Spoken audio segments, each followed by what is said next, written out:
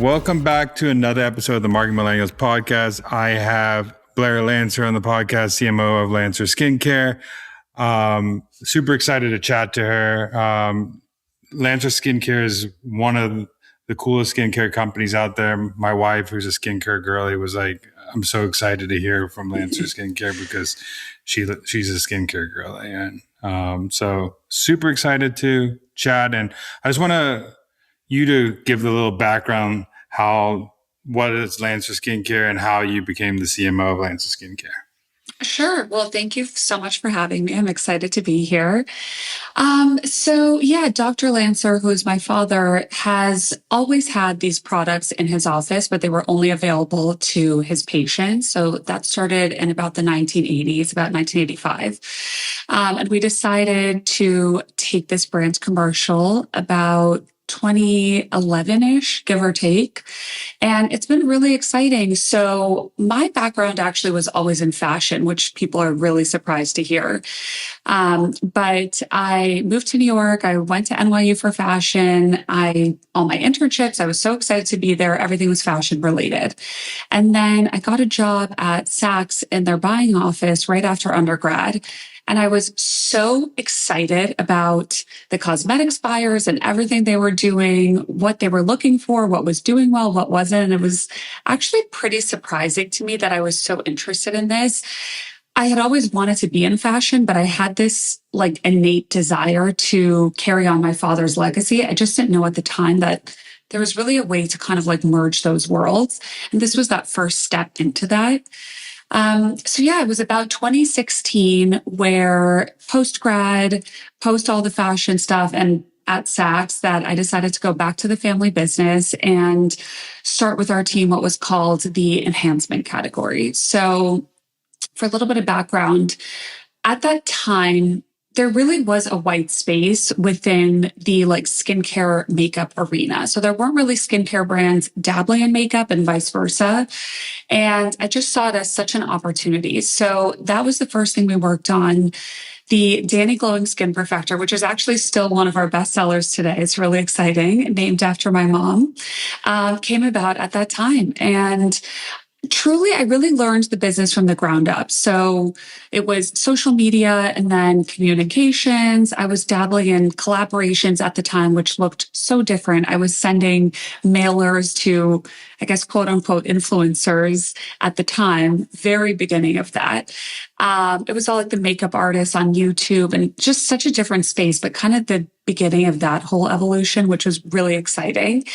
And then I ended up going to business school. I went to Columbia from 27 to 19 because I really thought, I was learning the business from the ground up, but through people who were already there. And I figured I really wanted to learn those hard skills somewhere like an MBA program or Columbia where I could just bring something new back. So had that little stint, came back in 2019, and then COVID hit in 2020. And I was very comfortable in my communications bubble. But my CEO at the time called me and said, hey, that's all fine and dandy, but we're restructuring. I need you to essentially build and run the new product development category. And to me, this was terrifying because I had never really been in this department. This was so new to me. And she said, don't worry about it. We will have somebody mentor you. We'll figure it out. And, just dove in.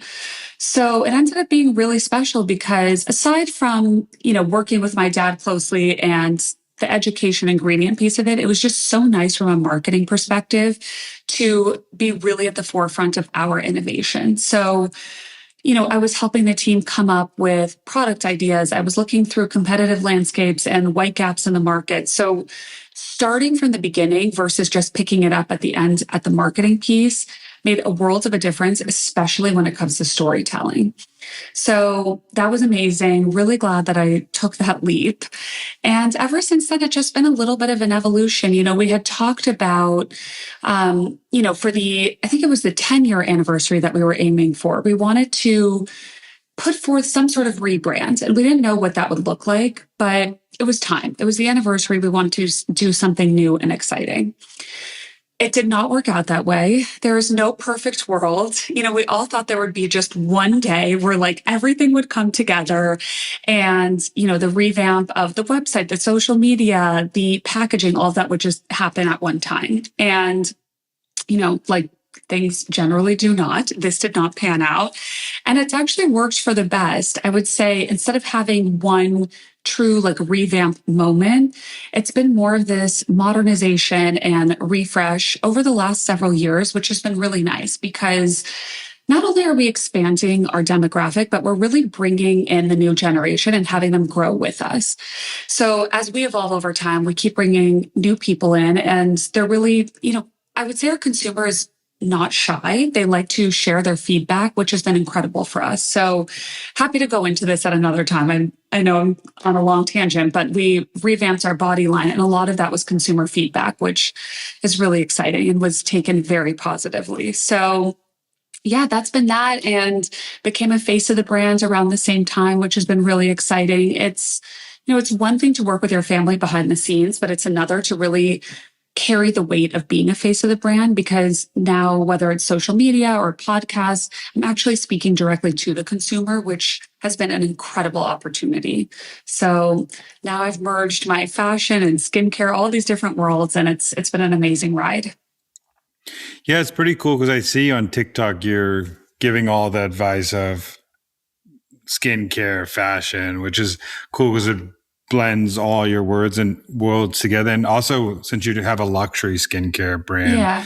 I think people who come for skincare are also looking for fashion advice and styling advice. And if it was a different category, they might be not in the same, but luxury skincare pairs well with getting ready for going out, getting ready for the day, and everything always starts with a skincare routine. So it's cool that you're blending both worlds. Totally. And, we always say you want to feel beauty from the outside in, but also the inside out. So, I share things like the supplements I take or, the skincare I'm using, as well as like where I'm going, the fashion. I think people, especially now with AI, people want to feel that intimacy. They want to get to know the real you. And I think you really have to be transparent because people can feel authenticity.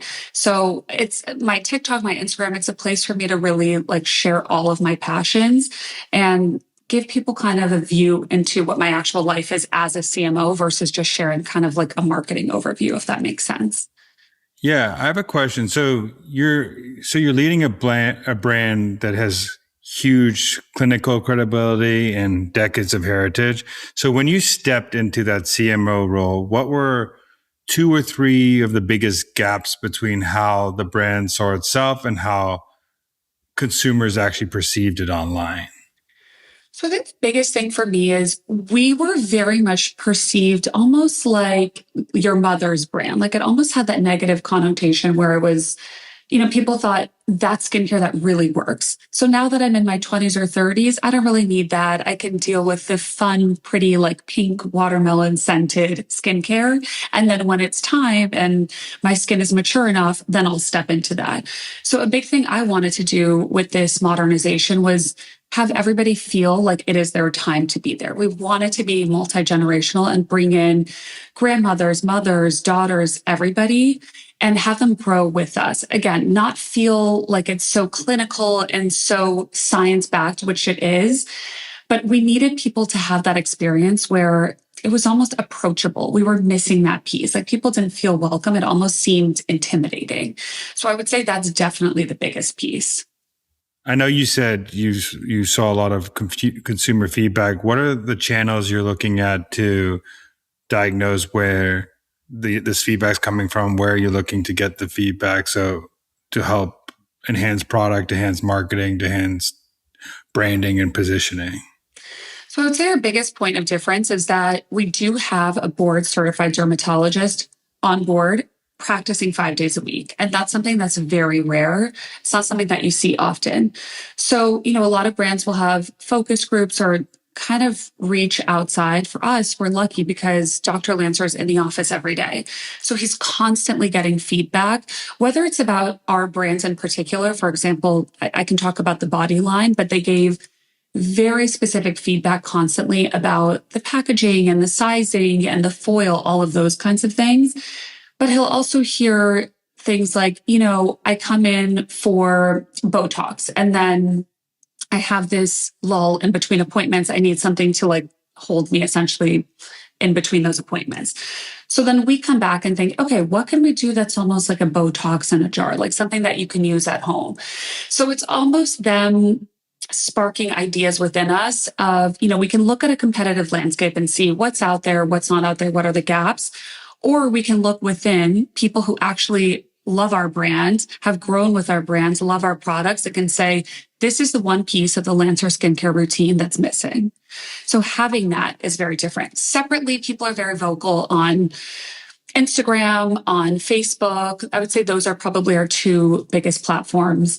People have emailed. People are really vocal with us, which is nice. I think people are not afraid to speak up. And I don't know if it's because we have that doctor on board or we have that family aspects where people feel like they can chime in and like there's a real person there to speak with.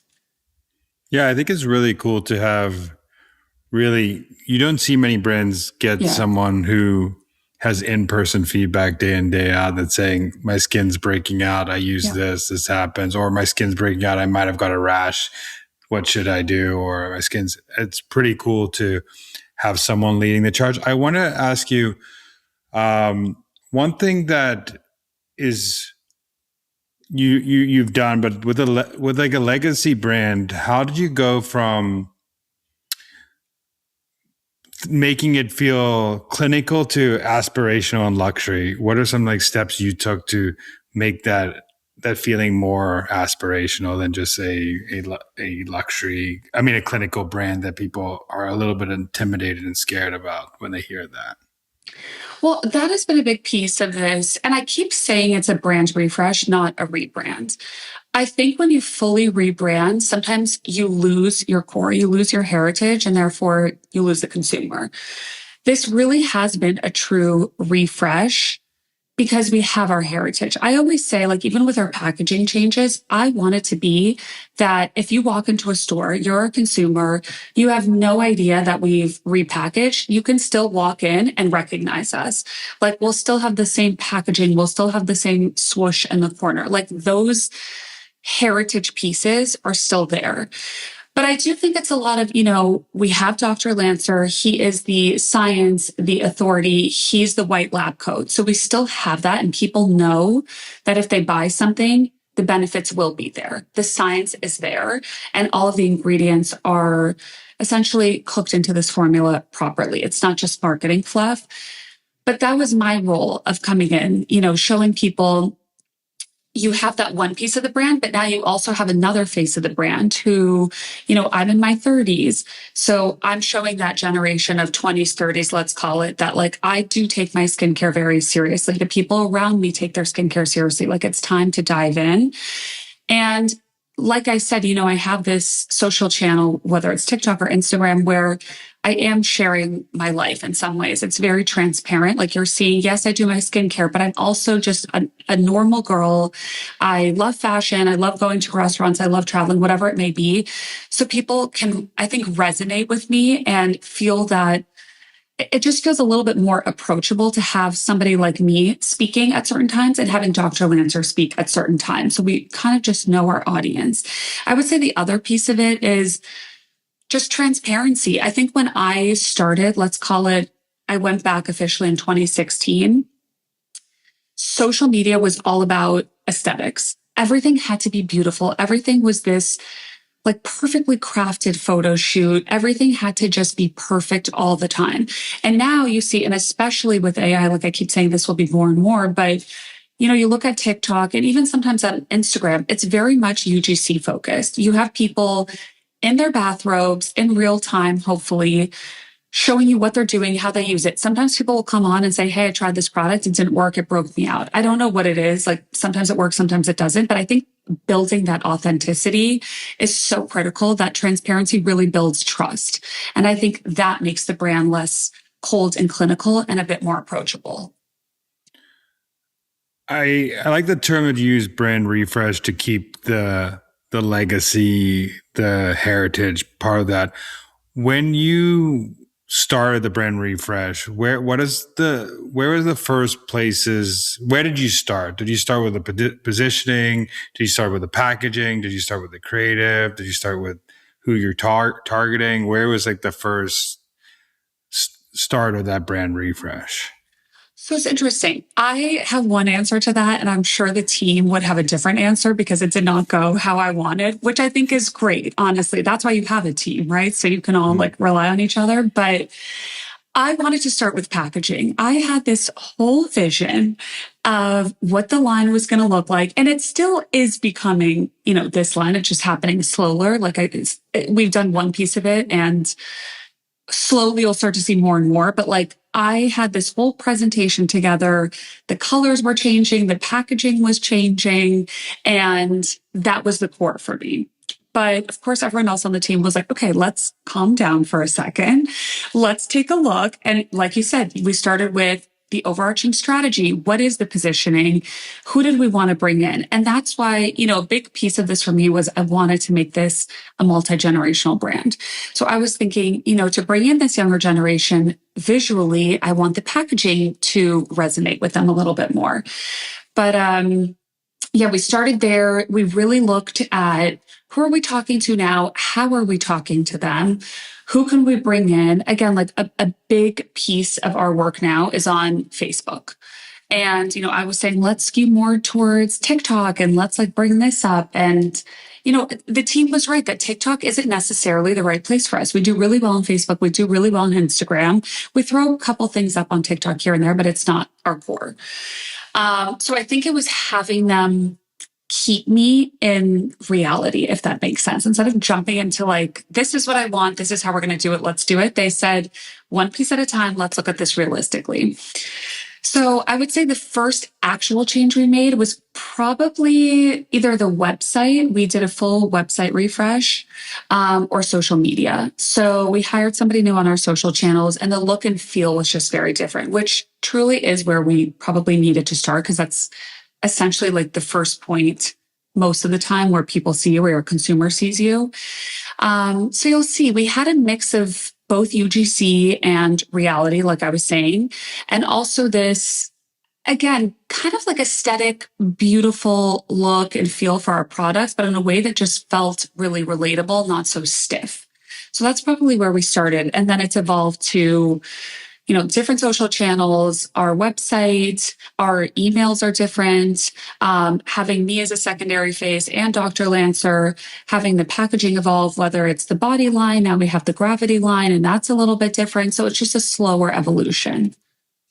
I know you have a core product, the method, Yes. core line, and I think you were also trying to reimagine that because that's the core SKU. That's your Dr. Lancer's core method of how to do skincare. So how were you thinking about that as part of the, like, baking that into the SKU strategy when doing this refresh?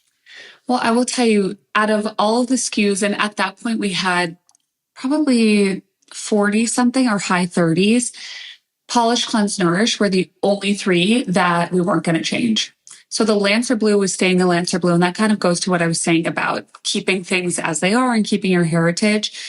Packaging was staying the same, sizing, color, all of that. And we have that, like the cap, we call it our pillow top. The cap is very special to us. So that was absolutely never going to change.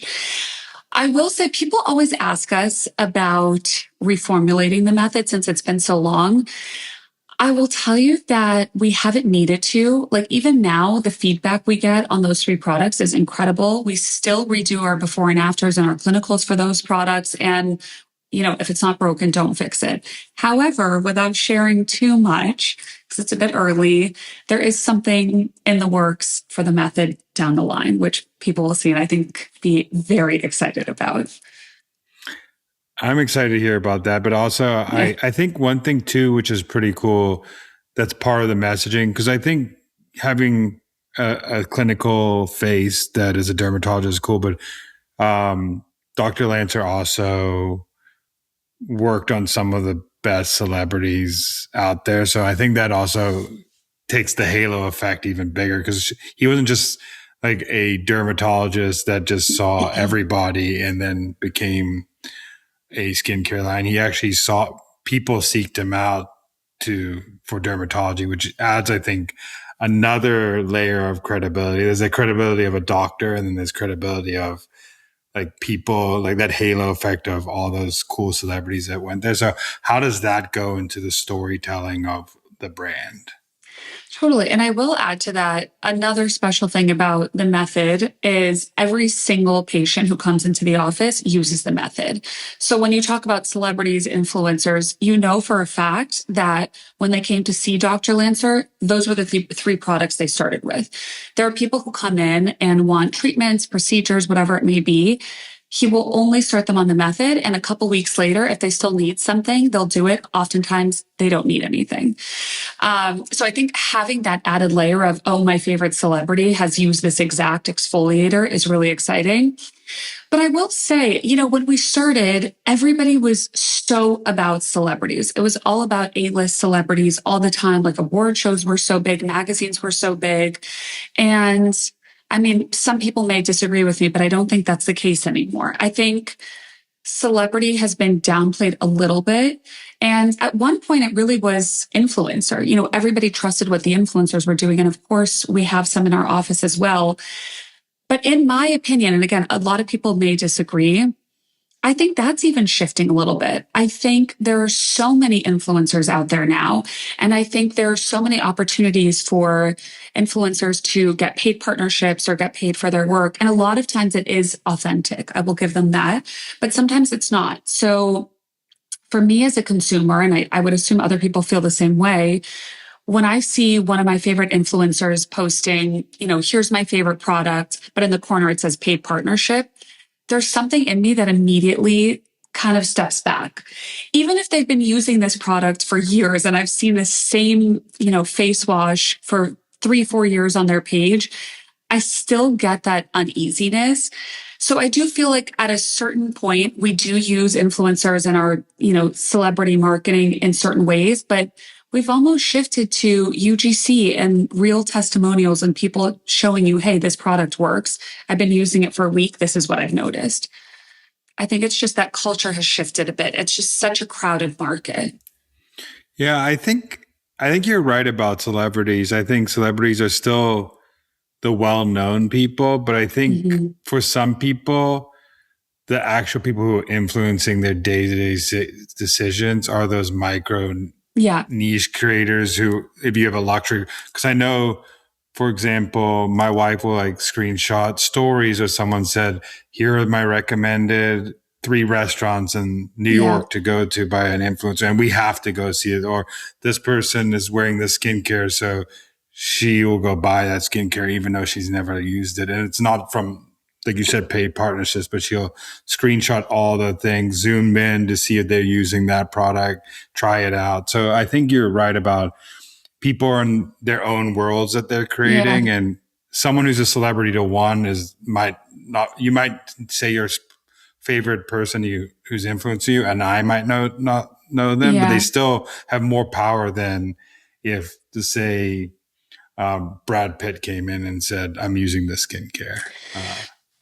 So I'm curious because I think brand loyalty is a big thing now. There are so many skincare lines, so many makeup lines. It's really hard to find loyalty. So when your wife, screenshots something and buys it, does she usually repurchase, or is it this influencer purchased or posted something once, I'm going to purchase it now that I've tried it, and moving on to the next screenshot from the next influencer?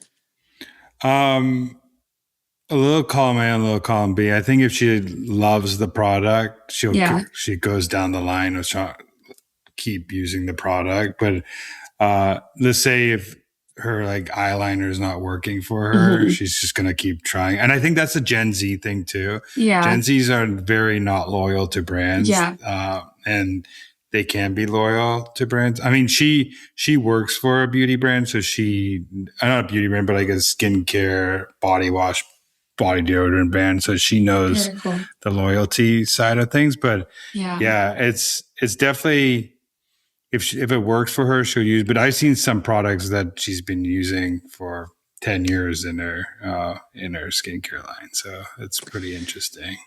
It's funny because obviously I don't use any skincare aside from Lancer Skincare, but when it comes to makeup, I am the least loyal person, which is why I was asking. I mean, I do have a couple holy grails that no matter what, they're like my true products. If I need to look good, I know they work.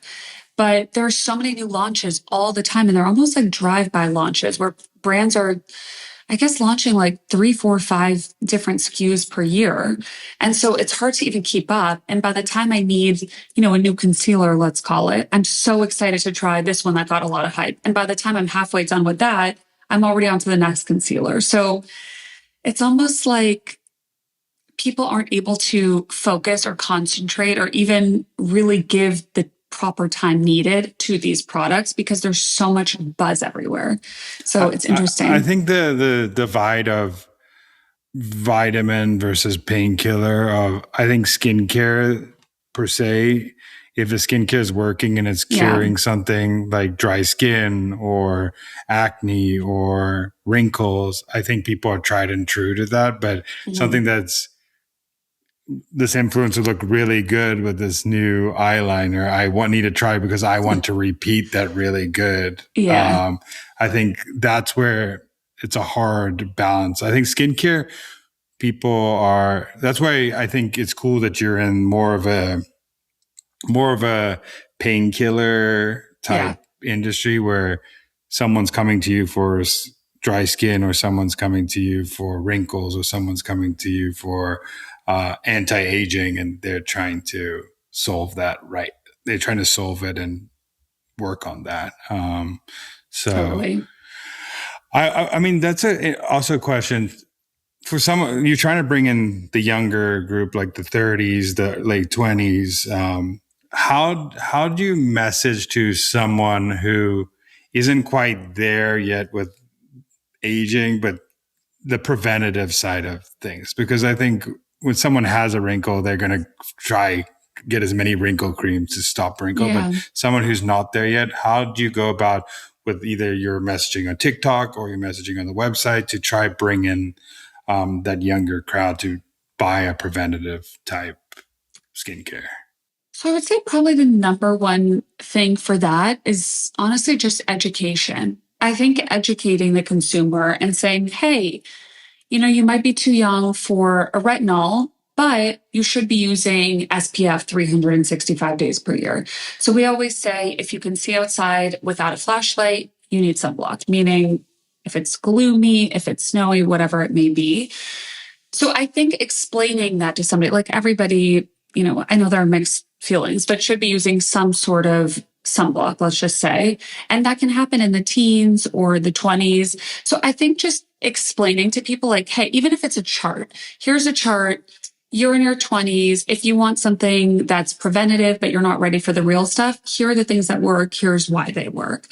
I think when people don't have the right education and they don't understand how to use something, when to use something, even if they are in their 30s or 40s and they do buy a retinol, but they don't know how to use it, they're probably not going to use it, or they're going to use it improperly and then not buy your product again, or say they had an irritation or whatever it is. So it's really about that full transparency and making sure that they really understand, like, what is prevention? What should that look like? Don't expect, immediate results. Don't think, you got a wrinkle, so whatever you were doing preventatively wasn't working. They need to just understand. And then I think they're more apt to use these products. So we do have a lot of millennials listening to this podcast. So what is I know you use Lancer Skin, but what is the step-by-step that you use? And then you can also give me 1 or 2, 3 that you do that's outside of Lancer Skin, that's also like makeup. Sure. And that, just so people know your routine daily. Because I know you share it on TikTok, but we could share it on here too. I would love that. My routine is extremely simple. I think people just make the assumption that because I work with a skincare brand that I have this like 15-step routine every day, and I really don't. My core is the method forever. So when I wake up, I skip the polish. I do that in the evening. So I just do the cleanse. I do the nourish. I use one of our eye creams. We have a couple, so I rotate them, and SPF. That's it. And then in the evening, I will do polish and cleanse in the shower. And then I have very sensitive skin. So I will throw in a retinol maybe twice a week, I would say, but I mix it with my moisturizer. So that's mixed in with the Nourish, and I use my eye cream. So that's pretty much it. I also use the body method, but for face, keep it very simple. And then things that are not Lancer skincare, I would say I use a red light mask at home, which I absolutely love. I use the one from Current Body, and I swear it makes a difference. I should have taken before and afters, but I find it really annoying to use. Like I hate having it on my face 10 minutes a day, but I'm always really happy that I do. So that's a good one. I mean, not necessarily related to skincare, but I have a Hatch alarm clock that I absolutely love. I just think there's something about falling asleep to a certain sound or having the red light is really relaxing. I like to wake up to just a very peaceful alarm sound. I'm never like jolted out of bed like I used to be with the iPhone alarm. Let's see. I take a couple of supplements. I use silk pillowcases. I find that to be really important. Definitely better for the skin. Yeah. So, and makeup, I try to skew a little bit more on the clean side. Certain brands that are, like chemical free, but that's pretty much it. I'm very simple. Yeah, it's funny because my wife, we just had a kid like 7 months ago, but her whole during the pregnancy, we got rid of all. Now she's all like clean beauty. Yeah. Because like when you're pregnant, we went all very granola when it came to like skincare because we wanted to make sure nothing happened. So now she's a clean skincare person. So it was a cool journey. I want to know what are some things you're thinking about in the future for Lancer Skin? What are some channels you're trying to use or break into to hit the younger crowd or go multi-generational so you hit multiple generations? Yeah, I mean, I would like to continue to play with TikTok a little bit. Again, I'm not sure that it's the right fit for us, and I don't think every single channel needs to be the right fit for every brand. I do want to play with that a little bit more. Same with Instagram. We do really well on Facebook. We do very well on Instagram, but I think we can try, Reels are now starting to do really well on there. So try to play more in that field. I don't know. As far as other channels, I mean, it's been so nice to speak to people the way we have. We've been updating our emails, our email cadence, the way we talk to people, our copywriting, and that's done really well for us. So I'd like to continue that. And I also think just utilizing my voice in different ways and then Dr. Lancer's voice in different ways. I think that's probably the biggest thing. We're kind of figuring out what does well and where we each kind of fit. Separately, I think the biggest thing is, I don't know what the skincare world will look like in 3, 5, 10 years because of AI. I have an idea of what it could look like, but, nobody really knows. And I think to myself, AI will probably take away the need for trial and error. I think that's the biggest thing. Right now, you see a new product, you try it out, you break out and then it takes 2 weeks to come back and get your skin back to normal.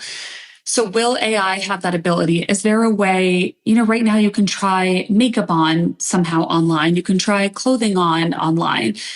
I don't know how that would work with skincare. Again, I'm not an AI expert, but will AI step in that way? So I think finding ways to not be terrified by AI, because it is a little bit scary in some ways, and to really just embrace it and see how it can not only help us as a brand, but help the consumer and make their experience feel just really seamless and luxurious and convenient. No, I think you're right. I think what happens a lot with, let's say, skincare or people who don't understand skincare. Yeah. For me, for example, I think people are going to start taking a picture of their face and say, I have dry skin under my nose and I have this and I have this. Make me a skincare routine that solves these problems. And that's where brands like yours have to play in the field of like talking about dry skin, under eyes, and being the voice of those areas, because people are going to search on AI. And if you don't pop up Totally. in the results, you're not going to be one of those brands that they're going to try out in their skincare routine that AI gives them. Well, and to your point, we're now blogging as well, which helps with that. But I 100% agree. I think tailoring and customization will become so, so big. I mean, and again, people may disagree with me, but I do feel like that like 10-step routine is starting to disappear a little bit. And people are just getting a bit more focused on what they actually need. And, what are those benefits that I need? What are the concerns that I currently have? Let me hone in on those versus trying to address like 15 things at once, because then you don't get anywhere. So I think AI will be able to kind of be the voice of reason for that, where it's saying, here are your issues. This is a tailored routine for you. Stick to this. But no one really knows. We'll have to see what happens.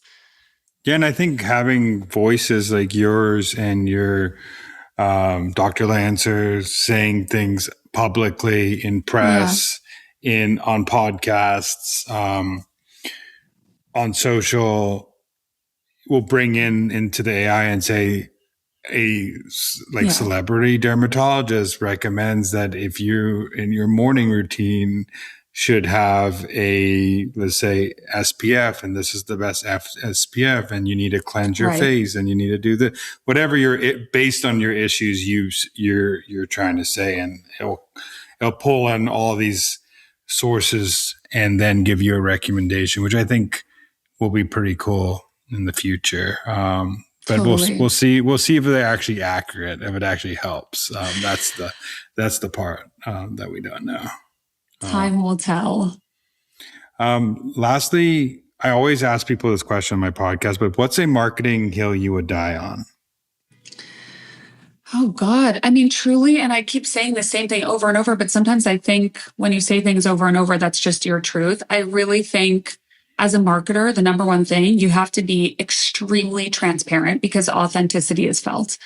Whether it's somebody doing their own thing, like it's me on my own channels, separate of my life, whatever I'm doing with fashion, yada, yada, or if it's with the skincare line, any sort of marketing, I think if you're not transparent, people are not going to fall for it. I don't think that people at this point are even falling for any sort of like marketing fluff.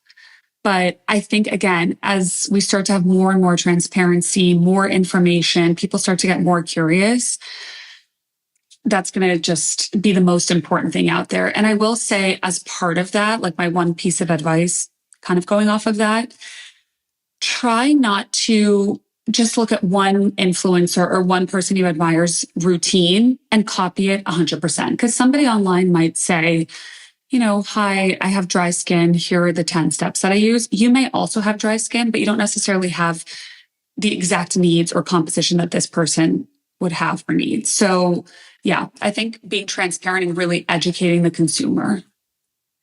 Yeah, I think like you said this earlier. Yeah. The age of having that ad and having people say things, they want that. That's why Alex Earl blew up, because she came on transparent in her worst and her best, and still gave people her routine. And I think people love that. People don't want the 2016 portrait editing, face tuning era where everybody knows you're using some sort of tool to manipulate what you're doing. So I will say, though, the crazy thing is, even today, like in 2026, people come into our office and look at Dr. Lancer and say, here's a picture of me. I used a filter on FaceApp. This is what I want to look like. So it's funny that even when you look at someone else's picture, like at least for me, it's very easy to tell when somebody Facetunes or FaceApps. But even with that knowledge, people think that that's attainable and they still want that. So it's a very interesting thing. And again, I'm curious how this will change over the next couple of years. I mean, they see a lot of people doing it, like you said, and celebrities doing it and influencers doing it. So they think, oh, this person has perfect skin. They don't get pimples. Like, how do I Right. get lips like that? How do I get a jawline like that? That's why I like this looks maxing and all the stuff that people are trying to do in the space are crazy. Yeah. But thank you so much for coming on. Where can people find what you're Thank doing, you. follow you and follow Lancer Skin and all that good stuff? Well, thank you so much for having me. This was amazing. If you want to find Lancer Skincare, we're again on Facebook, Instagram, TikTok. I'm pretty sure all of them are just at Lancer Skincare. And then mine are Instagram and TikTok just at Blair Lancer. Well, thank you so much. I appreciate your time. Thank you.